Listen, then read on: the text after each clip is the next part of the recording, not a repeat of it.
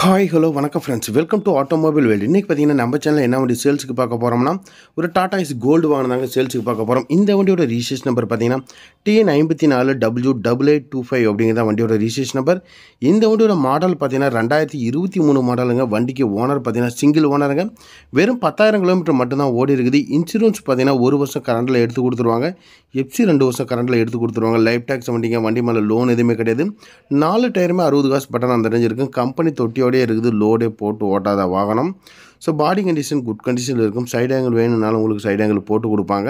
Stepney அன்யூஸில் இருக்குங்க. வண்டி தெளிவான வண்டி. ஏன் தொட்டியோட வீடியோ எடுத்து போகிறோம்னா, ஸோ தொட்டியோடு இருந்தால் தான் லோடு போடாத வண்டி அப்படிங்கிறது உங்களுக்கு தெரியும். ஸோ அதுக்கோசரம் தான் இந்த மாதிரி போடுதுங்க.